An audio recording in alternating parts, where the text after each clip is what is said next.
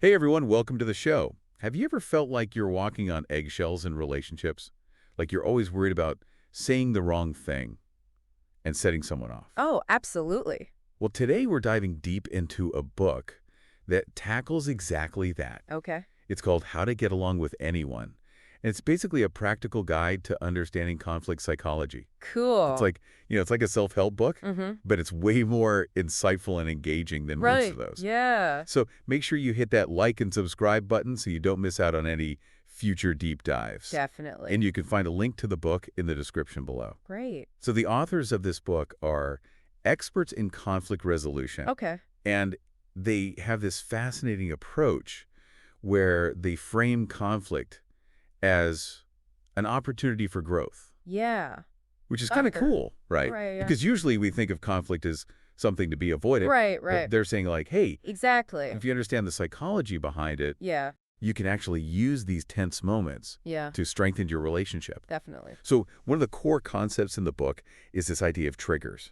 Okay. And triggers are basically those specific situations or behaviors Mm-hmm. that kind of make us more likely to react poorly, Yeah. you know. I know exactly what you mean. And they use some really relatable examples in the book. Oh, okay. Like, they even talk about IKEA furniture assembly Oh, that's a good one. to show how these triggers play out in Right. everyday life. Yeah. It's like, who hasn't gotten into a fight with their partner Exactly. while trying to put together Oh, some yeah. Swedish furniture? For sure. But what's interesting is they don't just stop at identifying those triggers. Okay, so what else do they do? They go a step further, and they introduce this concept of conflict personality styles. Interesting. So they argue Mm-hmm. that everyone kind of has a default go-to style Mm-hmm. when stress hits. Okay. So like when you're in a conflict situation, Yeah. do you tend to avoid it? Do you become super competitive? Do you like to overanalyze everything? Do you try to collaborate? Or do you just accommodate whatever the other person wants? So they're saying everybody kind of falls into one of these categories? Exactly. It's like everyone has a pre-programmed response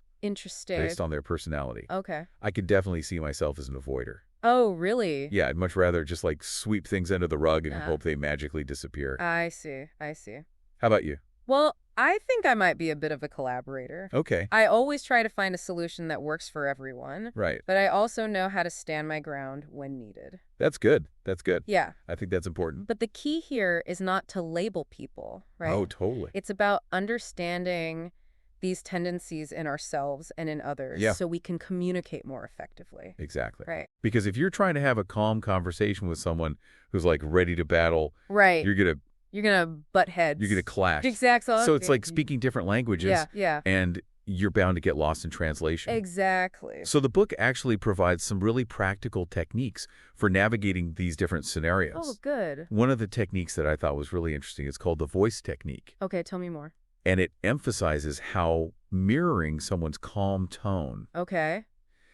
can help de-escalate a tense situation. Oh, that's interesting. Yeah, it's like you're gently guiding them back to a calmer state Uh-huh. without them even realizing it. Okay. So I'm definitely going to try that next time I get into an argument with my partner Yeah. about whose turn it is to do the dishes, Right. because that always ends badly. Well, yeah, I know those arguments. There's another technique that stood out to me Okay, what is it? called Dance with Queen Elsa. Dance with Queen Elsa. Yes. Okay. And this one is specifically for dealing with those fiery competitor types Oh, wow. who can be That's a a ton. little overwhelming sometimes. Yeah, they can be. So how do you dance with Queen Elsa? Well, I'm picturing a lot of like dramatic arm gestures and let it go sing-alongs.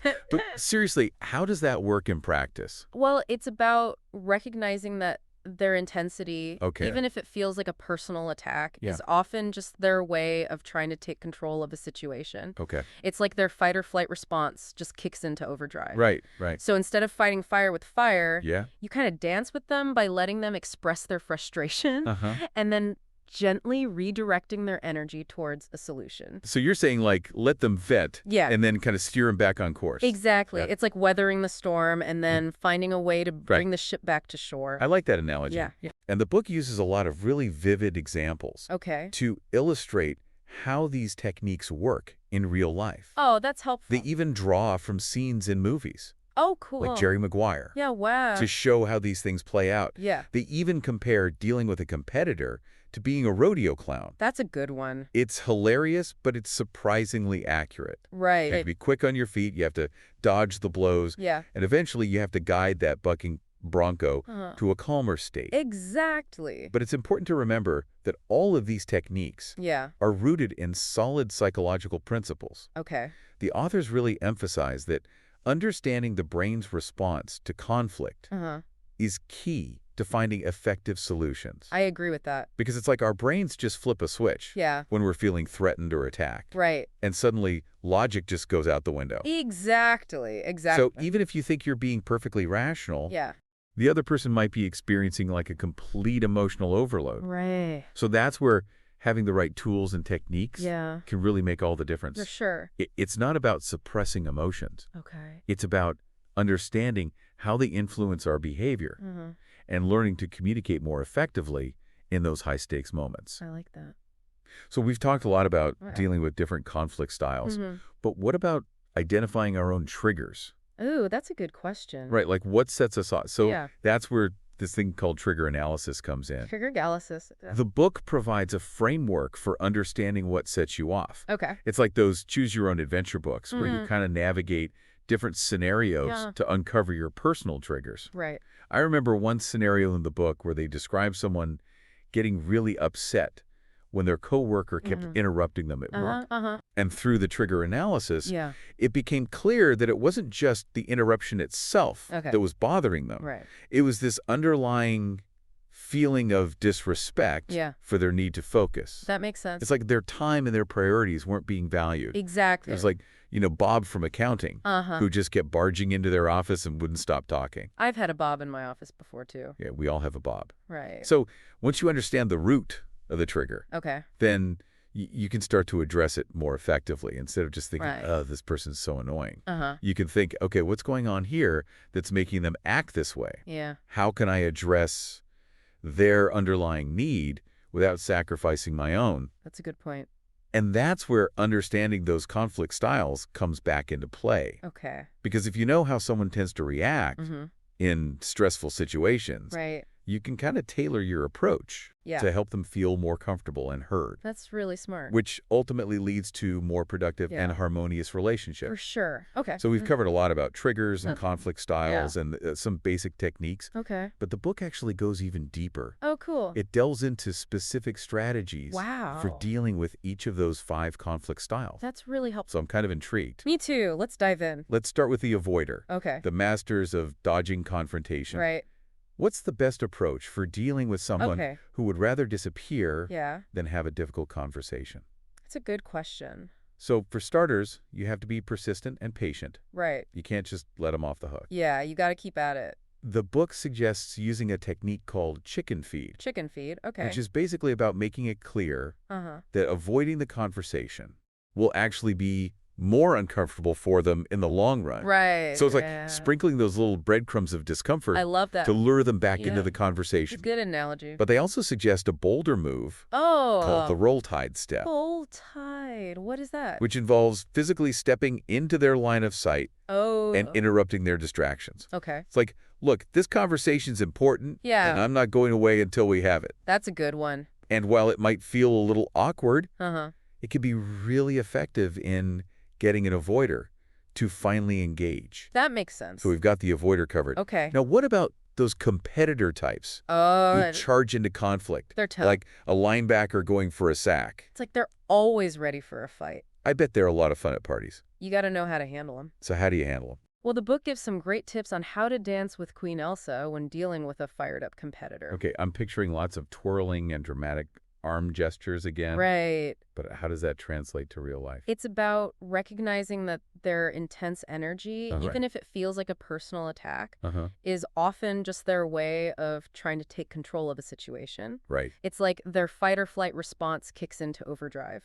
Okay, so you're basically giving them the space to vent their emotions Yes. before trying to reason with them. Exactly. Got to let them get it out. Okay. And then you can start to, So is there like a specific example in yeah, the book? talk about that scene in Terminator Salvation Oh, yeah. where Christian Bale goes on that infamous rant. I remember that. That's a competitor in full meltdown mode. Yeah. Obviously, that was an extreme case. Right, right. But illustrates how quickly things can escalate Yeah. when a competitor feels like their control is being threatened. Okay, so how do you calm them down and bring them back from the brink of a meltdown? One technique they suggest is validating via praising the competitor's conflict handling strengths.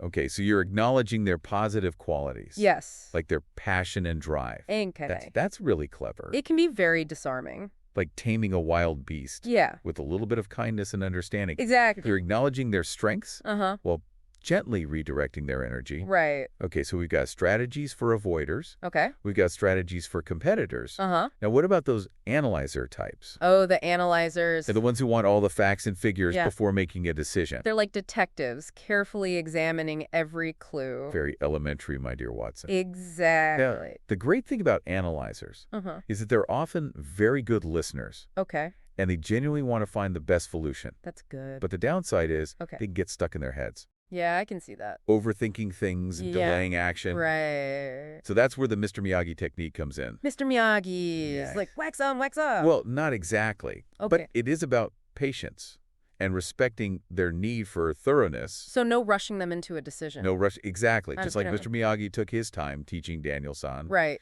You have to be willing to slow down and let an analyzer process information at their own pace. Got it. The book also emphasizes the importance of X-raying the evidence with analyzers. X-raying the evidence. What's that? So it's about presenting them with all the relevant information Okay. and helping them see the situation from different angles. Right. You're feeding their need for data. Exactly. Okay. Which helps them feel more comfortable and confident in making a decision. That makes sense. And once you have all the pieces of the puzzle, they're usually pretty good at coming up with a logical solution. Okay. So we've covered avoiders. Okay.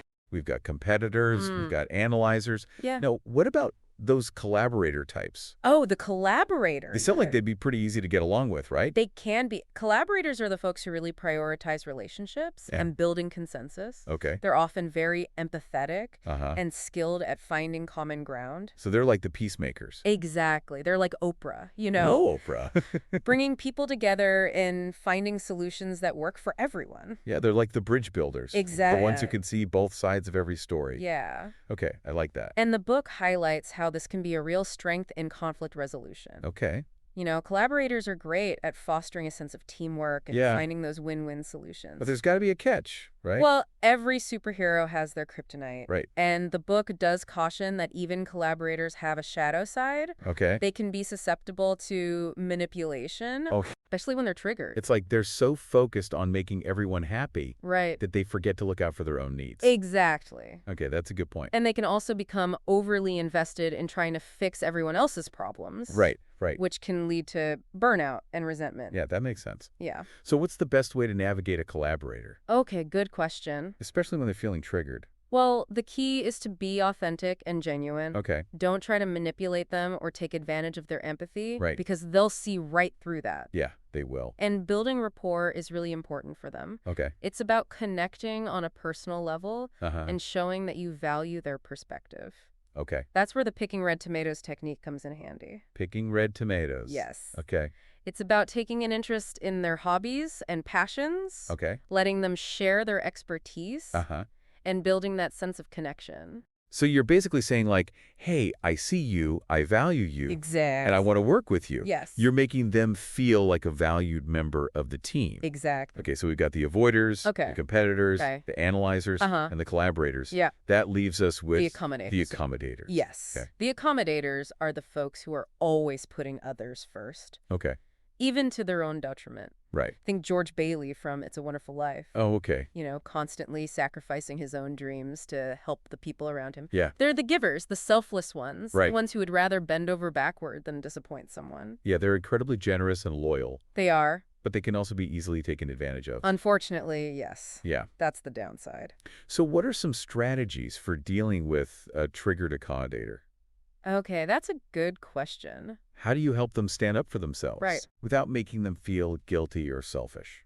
Well, the key is to be patient and understanding. Recognize that they might not be direct about their needs and feelings. Right. You kind of have to read between the lines. Okay. And sometimes you need to gently but firmly push them Uh-huh. to prioritize their own well-being. Okay. You know, like telling them, Right. look, I appreciate you wanting to help, Yeah. but you need to take care of yourself first. That's where the care trip comes in, right? Yes. Reframing their selflessness in a way that benefits everyone. Exactly. It's about appealing to their sense of responsibility Okay. and helping them see how their actions might actually be negatively impacting those they care about. So it's like turning their selflessness into a superpower for the team Yes. by helping them channel it in a more sustainable and healthy way. Exactly. Okay, that's a good one. Yeah. Wow, we've covered so much ground I already. know, right? It's incredible how many insights are packed into this book. There's a lot in there. We've only scratched the surface. There's still so much more to explore. Oh, yeah. The email draft technique for preventing those impulsive email rants we all regret later. Oh, tell me about that one. Well, we'll get to that. Okay. But before we dive deeper, Okay. I think it's important to emphasize one key point Yeah. that really resonated with me. What is it? All of these techniques, all of these strategies, Mm-hmm. they're really just tools in your toolbox. Right. The most important skill Okay. is being able to accurately assess the situation Yeah. and the people involved. That's a good point. So it's not about blindly applying a technique Right. just because the book says so. Okay. It's about understanding the nuances of the conflict Uh-huh. and choosing the right tool for the job. I like that. And that's where active listening comes in. Okay. It's not just about hearing the words someone is saying. Right. It's about paying attention to their tone of voice, Yeah. their body language, Yeah. Uh-huh. those subtle cues that reveal what's really going on beneath the surface. So it's about more than just the words themselves. Exactly. Okay. Remember those three key components we talked about earlier? Remind me? Verbal, vocal, and visual. Oh, yeah. It was something like 7% verbal, Okay. 38% vocal, Uh-huh. and 55% visual. Wow. So most of it's nonverbal. Yeah. It's amazing how much we communicate Right. without even saying a word. That's true. And the book really stresses the importance of paying attention to those nonverbal cues. Yeah. Because sometimes what people are saying Right. doesn't match up with what they're feeling. Exactly. Like that classic poker saying, What's that? know when to hold 'em, Uh-huh. know when to fold 'em. Right. You got to be able to read the other player, Yeah. Right. not just their cards. Okay. That's a good analogy. So it takes practice. Yeah. It's about being present in the conversation, Uh-huh. observing their body language, Right. listening to their tone of voice, Yeah. and really trying to understand what's going on beneath the surface. That's active listening? Exactly. Okay. And they give this great example of how to use active listening Okay. at a U.S. Customs checkpoint. Oh, wow. Do you remember that story about those college rugby players? Remind me. They had driven all night from Montreal Okay. and accidentally, well, maybe not so accidentally, Uh-huh. gave the border guard a bit of a stare. Oh, what happened? They reeked of alcohol, hadn't showered, Oh, no. and had all this muddy sports equipment piled in the car. Right. They looked like he'd just escaped from a frat party gone wrong. Oh, I see. And the driver, who was half asleep, Uh-huh. just blurted out, Yeah. "We're Dartmouth students," Oh, boy. with a little too much bravado. Not the best approach. Not exactly the best way to win over a tired and skeptical border guard. Right. But instead of panicking or getting defensive, Yeah. he used active listening to diffuse the situation. Okay. He mirrored the border guard's skeptical tone. Uh-huh. Acknowledging that they probably looked a little suspicious, Right. he basically said, Okay. "Yeah, we know we look a little rough, but we're just college kids coming home from a rugby tournament." Oh, that's smart. And that simple act of acknowledging the guard's perspective Yeah. and meeting him where he was at emotionally Mm-hmm. completely changed the dynamic. Wow. It did. Instead of seeing them as a threat, Yeah. the guard started to see them as just a bunch of tired Right. and slightly smelly college kids. And he Exactly. let them through. Active listening saves the day. I love how this book takes these seemingly complex psychological concepts Yeah. and makes them so relatable. It is helpful. Speaking of real-world examples, Okay. let's get back to those Accommodators. Okay. The book has a fascinating case study about a conflict involving two neighboring farms. Oh, yeah, the Guano Gladiators. Yes. What a great name. It's a classic example of how even the most well-intentioned people Right. can get caught in a conflict spiral, Yeah. especially when they're operating some different conflict styles. Okay, tell me more about these Guano Gladiators. So we've got these two families Uh-huh. who have been running these successful farms Okay. for generations, right? Right. And they've always had this friendly rivalry, Yeah. pushing each other to do better. Like a healthy competition. Exactly. Okay. But then both of the patriarchs passed away around the same time, leaving their sons, Charles and Nori, Trails and to Norman. take over the businesses. Okay. And that's when things started to go south. Oh, no. What happened? Well, you see, both Charles and Nori Yeah. were accommodators, Oh. which meant they were naturally inclined to avoid confrontation Uh-huh. and put the needs of others before their own. So you'd think that would make them easy to get along with. Yeah, you would think that, right? Right. But in this case, Yeah. it actually made things more complicated. Oh, how so? Because they were both so worried about upsetting each other. Right.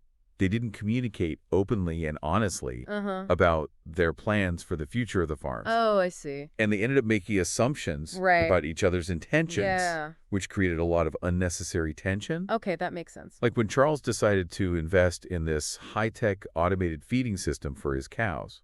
Oh, okay. Nori saw that as Charles trying to one-up him, Uh-huh. host speaker, to modernize and outcompete him. Right, like he was trying to show off. Yeah, But really, Charles just wanted to make life easier for his workers Right. and improve the efficiency of his farm. that makes sense. He even offered to share the technology with Nori. Oh, wow. But because they weren't communicating effectively, Right. Nori misinterpreted his intentions Ah. and felt threatened. I see. And then things escalated even further. What happened?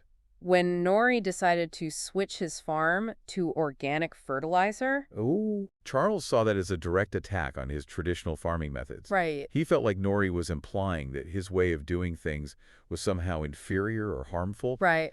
But really, Nori was just trying to diversify his business Okay. and appeal to a new market of environmentally conscious consumers. I see. So again, Yeah. just a miscommunication. It was a classic case of good intentions gone awry. Yeah. They were both operating from a place of wanting to do what was best for their farms and their families, Right. but their lack of communication created this huge rift between them. Wow. So even though they were both accommodators, Yeah. their desire to avoid conflict actually created more conflict. Exactly. It's like the opposite of what they were trying to do. It's like the paradox of accommodating, right? Yeah, Sometimes bending over backward can lead to being stepped on. that's a good way to put it. So how do the authors help these guano gladiators find peace?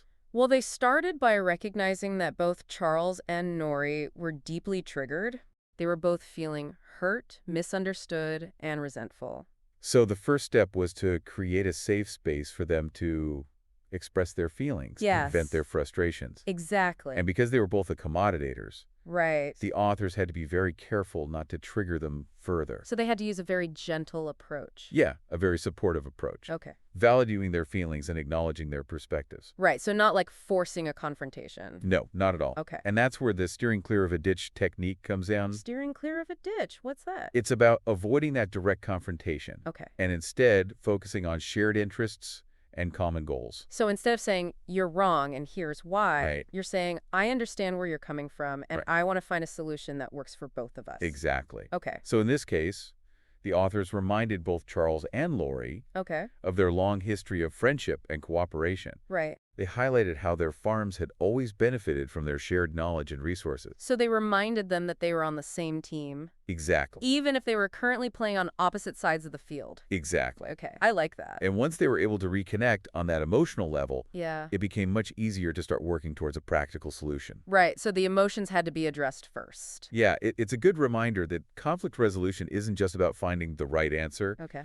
It's about repairing those damaged relationships Mm-hmm. and rebuilding trust. That's a really good point. And sometimes that means taking a detour from the logical path Okay. and focusing on those emotional needs first. Right. You got to meet people where they are. Exactly. Okay. Speaking of detours, I can't believe we haven't even talked about the email draft technique yet. Oh, right.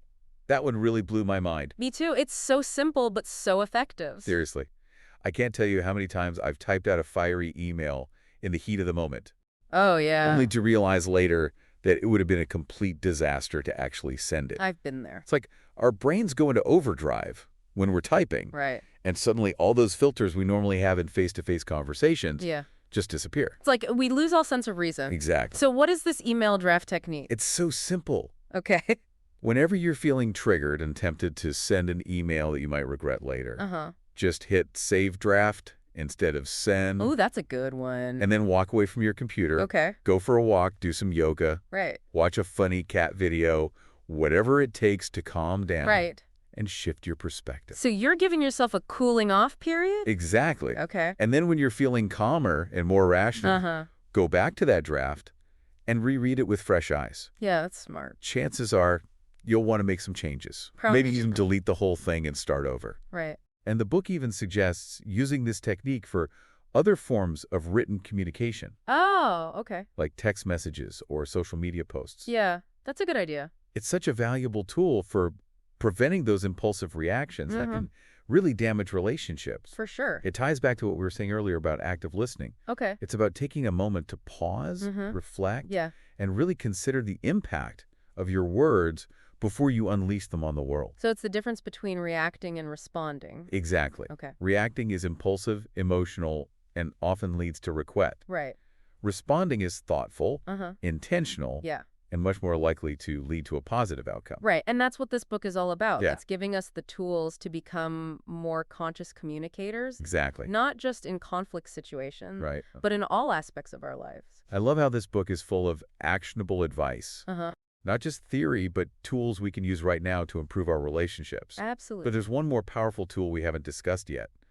The art of leading questions. Oh, leading questions. But doesn't leading kind of imply manipulation? That's a great question. Yeah, how is that helpful in resolving conflict? And the book addresses that directly. It's not about tricking people into agreeing with you. Right. It's about crafting questions Okay. to help them explore the situation from new angles. So you're guiding them towards a solution. Exactly. Without dictating what that solution should be. You got it. Okay, that makes sense. It's like being a Sherpa. Okay, You're not dragging someone up the mountain. right. You're showing them the path Uh-huh. and letting them reach the peak themselves. I like that analogy. Yeah. But how do you actually craft these magical leading questions? Well, the book outlines 5 types: Okay. suggestive, presuppositional, interrelated, optionality offering, and curiosity provoking. Wow, that's a lot. Let's start with suggestive. Okay, give me an example. Let's say you're concerned about a colleague's performance. Okay. Instead of saying, "Do you think we should fire Bob?" Right. you ask, "Do you think Bob's behavior aligns with company values?" Ooh, that's sneaky. It is a bit subtle. You're not saying fire him, Right. but you're prompting them to consider it. Exactly. Okay, I like You kind of nudges them towards a conclusion Right. without being confrontational. Okay, so what about presuppositional? Okay, let's say you're launching a new product. Okay. Instead of asking, "Will this be successful?" Oh. you ask, "How can we best leverage marketing for this launch?" Oh, I see. So you're assuming success Right. and focusing the conversation on how to achieve it. Okay, so you're kind of presupposing the outcome. Exactly. Okay, that's clever. And it gets them to buy into it more. Right, because they're already thinking about the logistics. Yeah. Okay, so we've got suggestive, we've got presuppositional. Oh. What about interrelated? Those sound complicated. They are a bit more complex. Okay. They're about connecting different aspects of a situation to reveal the bigger picture. Uh-huh. The book uses an example of a couple arguing over finances. Oh, right, they were headed for divorce. They were? Because they were so focused on their individual spending. Right. They forgot about their shared goals. Right, they forgot they were a team. Exactly. So how did the leading questions help them? Well, the mediator used interrelated leading questions to Right. highlight how their spending habits were impacting their overall financial stability as a couple. So it's like showing them a map where each decision is a road, Right. and some roads lead them away from where they both want to go. Exactly. Okay, that's a good analogy. So it helps them see the interconnectedness of their choices Right, and find a path that leads them towards their shared destination. I like that. Yeah. Okay, so we've got suggestive, presuppositional, interrelated. Uh-huh. What about optionality offering? That sounds like giving people a choice. It is. It is. Okay. So instead of saying, "Do you want to go out to dinner?" Right. you say, "Would you prefer Italian or Mexican?" Oh, I see. So you're offering choices that are all acceptable to you. So even if you were secretly craving pasta, Right. you still end up with a delicious meal, Exactly. and you avoid an argument. And everyone's happy. Win-win. Okay, and last one, curiosity provoking. Okay. How do those leading questions work? So instead of Accusing someone of being unreasonable, Okay. you might ask, "What would make you comfortable moving forward?" Oh, I see. So you're inviting them to explore their own thoughts and feelings. Right, instead of getting defensive. Exactly. It encourages introspection Yeah. and empowers them to be part of the solution. Wow. Leading questions are a powerful tool, They are. but it feels like there's a fine line between guiding and manipulating. That's the crucial point. Right. How do you ensure you're using them ethically? The goal is never to trick or coerce. It's All right. about facilitating a genuine conversation, What's helping people see new perspectives, and ultimately finding solutions that benefit everyone. So you're not playing chess trying to outmaneuver them. No, not at all. You're working together to solve a puzzle. Exactly. I like that. Leading questions, when used ethically, can transform conflict from a battle into a collaborative process. This has been mind-blowing. triggers, conflict styles, techniques, and now leading questions. We've covered a lot. It's like a masterclass in communication. It is, it is. But before we wrap up this segment, Okay. is there one key takeaway that you think is especially important for our listeners to remember? Even the most challenging conflicts can be opportunities for growth Okay. if we approach them with the right mindset and tools. So it's not about avoiding conflict altogether. No. It's about transforming those clashes into chances to strengthen our relationships. That's a great way to put it. That's a powerful message. Yes. And it perfectly encapsulates what this book is all about. Yeah. It's not just about getting along. It's Yeah. about growing together through those inevitable moments of friction. Beautifully said, and that's a perfect segue into Yeah. our next segment where we'll explore how to apply these principles in real-world scenarios. Ooh, I like it. Starting with those tricky workplace dynamics. Can't wait. Welcome back, everyone. We've been on quite a journey exploring all these fascinating insights from how to get along with anyone. It's been a great deep dive. It has, right? We've learned about triggers, those conflict styles. Active listening, all those great techniques. Yeah, the email draft technique, leading questions. So many good takeaways. I know, right? I'm already feeling so much more equipped to handle those tricky situations that pop up in life. I feel more prepared too. But I am curious, we've talked about all this stuff in theory, Right. but how does it actually play out in real-world scenarios? That's a great point, and the book actually addresses that. Okay, good. It dives into several common situations, Okay. like dealing with a difficult boss, Oh, yeah. navigating family disagreements, even conflicts in community settings. Okay, let's start with the workplace. Okay, Because I think almost everyone has experienced some level of conflict right. with a coworker or a boss at some point. It's inevitable. It is, right. So how do we deal with those difficult bosses? Yeah, so like if you have a micromanaging boss Okay. who's a classic analyzer, Uh-huh. always demanding data and details. Right, always wants to be in control. How do you approach that? Well, the book suggests using the feed the meter technique. Feed the meter? Okay. Yeah, and it's all about anticipating their need for information Okay. and proactively providing them with updates and reports. Oh, so you're kind of staying one step ahead Exactly. of their demands and Yes. keeping them informed Uh-huh. so they don't feel the need to constantly check up on you. If- So it's not about being manipulative. No, not at all. It's about understanding their need for control Right. and finding a way to meet it Uh-huh. without sacrificing your own autonomy. Exactly. It's about finding that balance. Okay, so what about those bosses who are more competitor types? Oh, the competitors. Yeah, the ones who are always pushing for results Right. and driving the team hard. Always got to win. I'm picturing those intense sales meetings Oh, yeah. where everyone's trying to outshine each other. It can get cutthroat. How do you navigate that kind of high-pressure environment It's tough. without getting trampled? Well, the key is to focus on shared goals. Okay. Remember that steering clear of a ditch technique? Yeah, It's about finding common ground right. and emphasizing how your efforts contribute to the team's success. So instead of getting caught up in the competition, Right. you're highlighting how everyone's working towards the same objective. Exactly. It's also important to be assertive but respectful.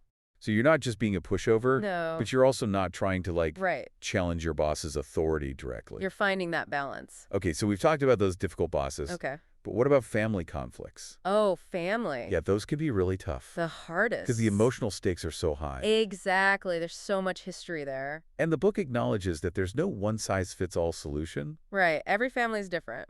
but are there any general principles that we can apply? Well, active listening is really important in these situations. Yeah, because sometimes it's not just about what's being said. Right. You got to pay attention to those nonverbal cues. Yeah, like what's not being said. Exactly. Those unspoken expectations. Right. The baggage we all carry. And the book emphasizes finding common ground, Uh-huh. focusing on those shared values. Reminding yourselves why you're a family in the first place. Exactly. It's about remembering that you're on the same team, Even if you're disagreeing in the moment.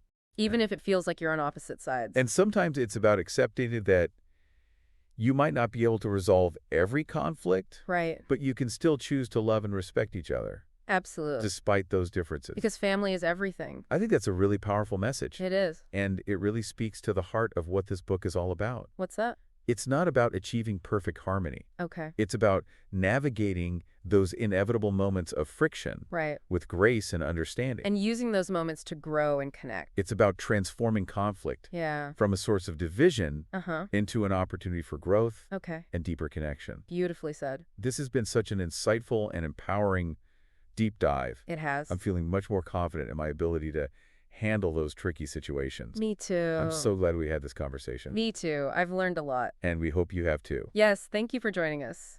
Yes, thank you so much for listening, and be sure to check out How to Get Along with Anyone. The link is in the description. It's a great read. And let us know what your favorite takeaway was. We'd love to hear from you. Leave a comment below, share this episode with someone who could use a little boost in their relationships. And remember, conflict doesn't have to be a bad thing. It can be an opportunity for growth. Exactly. Thanks again for joining us on this deep dive. We'll see you next time.